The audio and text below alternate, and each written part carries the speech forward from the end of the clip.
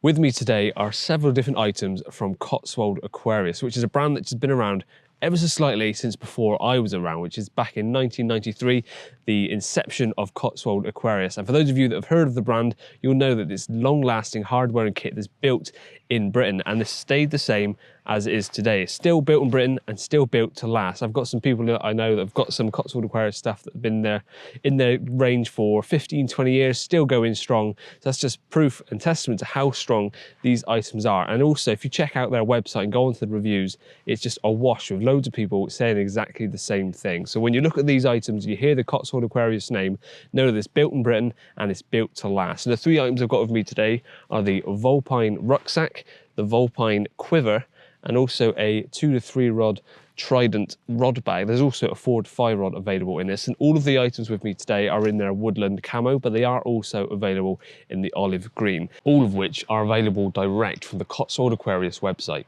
And the best thing about all of this, well, at least you're going to probably think this anyway, is that all of these three items are up for grabs. All you got to do is make sure you watch the whole video, because at some point I'm going to tell you how you can get your hands on these three items completely free, sent to your door. So let's start off with the Vulpine Rucksack, if I can notch it off the fence, because this is my favorite of the range, because it's pretty much going to take everything you need to go fishing with.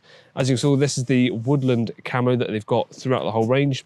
It's not the dullest of camos, but it's also not the brightest. It's just a nice blend, and as you can see, it probably blends in well enough around the area, but it's more for the angler than the fishing, I'm sure, when it comes to actual materials and things. But rest assured, it's a lovely hard-wearing material as well. One of the first things I'm going to note as well is going around this is that all of the zips have a overlapping cover, so make sure that the zips don't get all grubby during the session. So whoever wins this, I am sorry, there is some mud on this already, but that's because the banks I'm on today are pretty grubby. So there is some usage already on these bags. But don't worry, there is a wipe clean base, so it'll come off nice and easy on the bottom of that, and also the rest of the materials will easily be cleaned off because it's nice and thick and hard wearing. The zips are heavy duty, and as I've already said, they all have these covers that stop any kind of ingress of maybe showers and things if it's raining. But more than that, it's just if dirt and things get flung up on it, it's not going to get up in the zips and degrade them over time. On the very top, we'll just start from that. We've got two buckles, which are fully adjustable straps. So you can attach things like, I don't know, coats and things, or maybe an unhooking mat. So if you're traveling light, this bag is probably going to take everything you need for a session. So sticking a unhooking mat on there, all you then need is maybe either the quiver or the rod bag, which we'll get onto in a second, and you've got everything you need to go for a day session, or maybe even longer, because this takes quite a lot of stuff to fill it. On the backs of which will actually go onto your back, padded shoulder straps, of course, and really squishy padded bit on your back. So even if you're loading this up nice and heavy, it's not going to be uncomfortable on your back. Fully adjustable, of course, as you expect, from the top and also down towards the waist. And you've got the one that clips across your tummy to hold it nice and tight. And you've got some little tabs here where you can attach extra things if you want to. Completely up to you. So that's how you'd wear it, and it's nice and hard wearing, which is the overriding theme around the whole thing.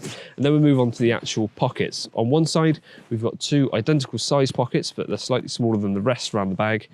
Dual zips on all of them, and in here at the moment I'm just using air pockets to pad this all out, because I've got most of my stuff fishing with me today, and I don't want to carry 2 or 3 days or 2 or 3 kits worth of stuff with me whilst trying to go for the day session. So forgive me that some of this is padded out with air pockets, but as you can see from some of the shots, this fits easily. Different pop-up pockets, various different things, so loads of easy access items that you just want to quickly grab and go from those ones. Then we spin around, I'll go around to the other side. So the completely opposite sides where those are is just one big old pocket. So no bells or whistles in there. It's just purely something that can hold big items, or maybe even a coat like I'm wearing today that would stuff down into a pocket like that. Easy to use that. And it's just a nice easy access space that's not within the main compartment. Then we move on to the front pocket.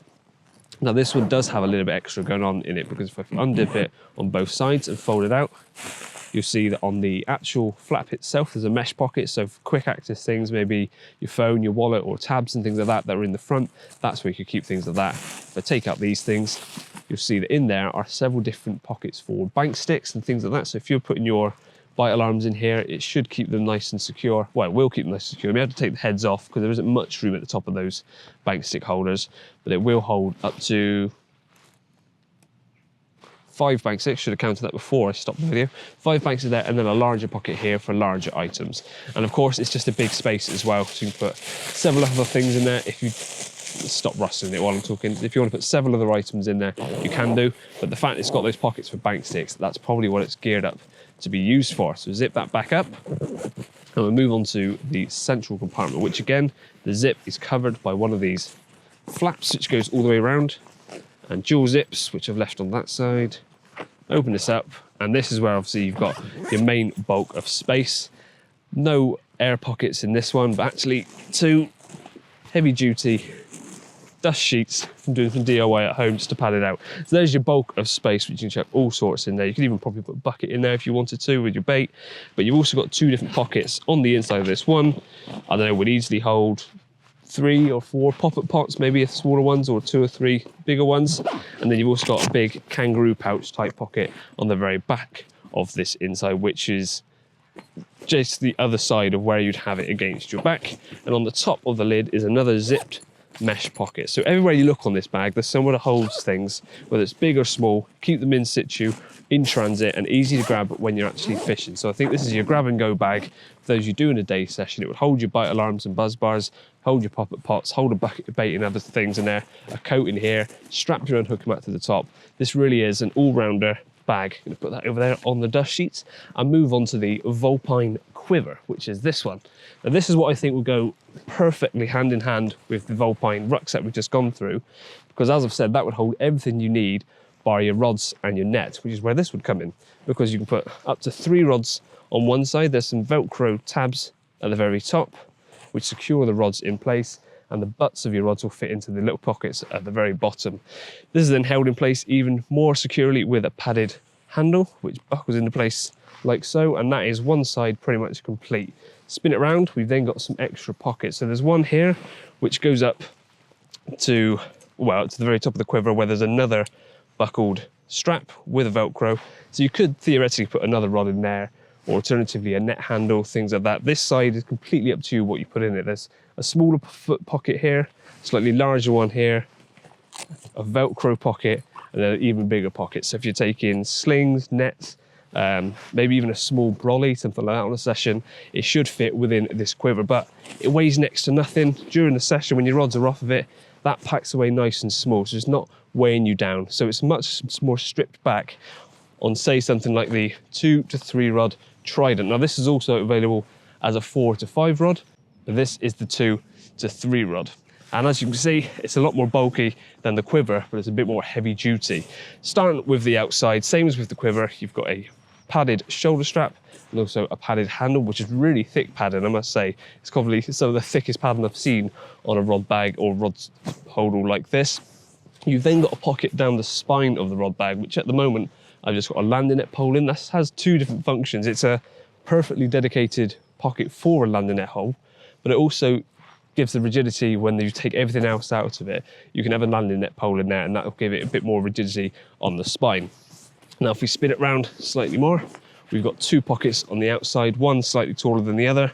At the moment I've just bulked it out with a sling, flotation sling, and in this one I just got the mesh for the net, because I've got the net pole in that spine pocket, which I've just talked about. Now this one clicks into place with a buckle, and this one is open-ended. So you could easily have a brolly in there or something if it's a small type brolly. So for the outside, that's pretty much it, other than on this side, you've got another pocket which could fit larger items in there, maybe a 3rd rod or an extra rod, so like a spod rod or another handles, anything that sort of length, big bank sticks, you name it, it's up to you.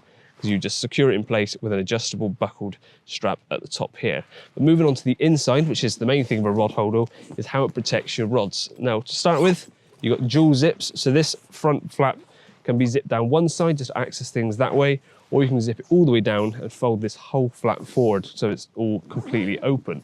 But on the inside, as you can see, this is the 2 to 3 rod version that I said I've got with me today. You've got 3 separate compartments for each of your rods, one on the left or right, whichever way you're looking at it, one on the other side, and then one in the middle. And the one in the middle has its own dedicated zip, so it secures that in place You can zip that up. So if you're not using that, you can have that zipped up, just have 2 rods in there, but put your 3rd rod in, and everything has its own little section so that these reels aren't clunking into each other during transit. Keeps everything nice and snug. And not only that, there's also Velcro tabs at the top end to stop the rods from rattling around during transit. And at the very base, the rods either side of the central compartment just go into the bottom, and then there's a little pocket for the 3rd rod. So again, all of the rods, when they go from the bottom all the way to the top, are kept separate, so there's no way of them clunking into each other during transit. So this, as I said, once again, is the 2 to 3 rod. You can also get the 4 to 5 rod, which is exactly the same as this pretty much, but you can fit more rods into it. So those are the 3 items I've got with me today. And just to reiterate, that's with the woodland camo finish. You can also get it in an olive green. So the Vulpine Rucksack, the Vulpine Quiver, and the 2 to 3 rod Trident, or the 4 to 5 rod Trident. For more information on any of these items, do check out the Cotswold Aquarius website, where you'll see everything I've talked through today, including the reviews from other people that have said about how much their Cotswold Aquarius stuff has stood the test of time. British built and built to last. And also, I did say these 3 items were up for grabs. And as simple as this, all you're gonna do is comment below which your favorite one of these 3 items is and how you can see it fitting into your fishing. And that's it. In a couple of weeks' time, we'll pick out a random winner and it'll be coming your way. So cheers for watching, and I'll see you again soon.